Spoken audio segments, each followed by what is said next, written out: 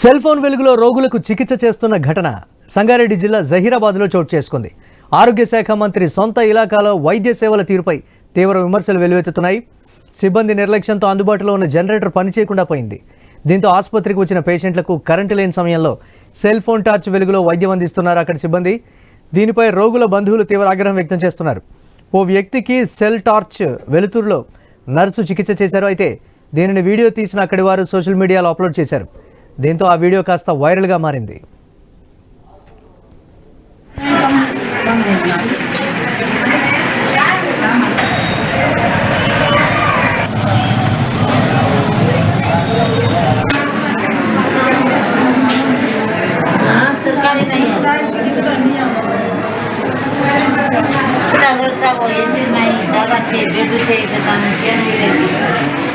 बात करते करते इंटरनेट हो गई है, बात नहीं कर भाई हमारे को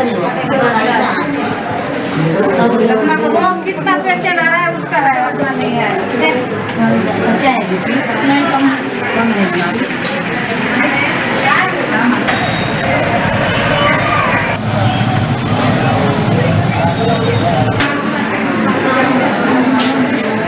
हाँ सरकारी नहीं है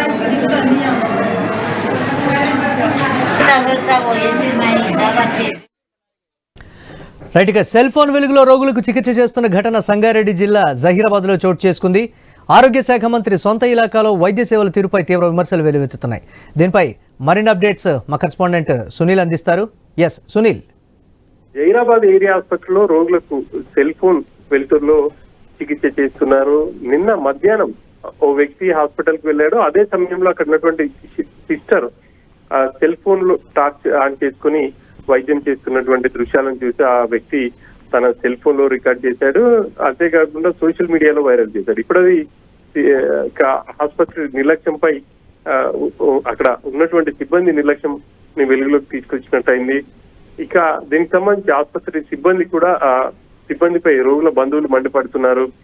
చిన్న చిన్న మరమ్మతులు కూడా చేయించాల్సి ఉన్నప్పటికీ అక్కడ ఉన్నటువంటి సిబ్బంది నిర్లక్ష్యం వహిస్తా ఉన్నారు. సిబ్బంది నిర్లక్ష్యం కారణంగానే అక్కడ ఉన్నటువంటి సిస్టర్ సెల్ ఫోన్ లైట్ వేసుకొని చికిత్స చేయాల్సి వస్తుందని చెప్పేసి వాళ్ళు ఆరోపణలు అయితే చేశారు.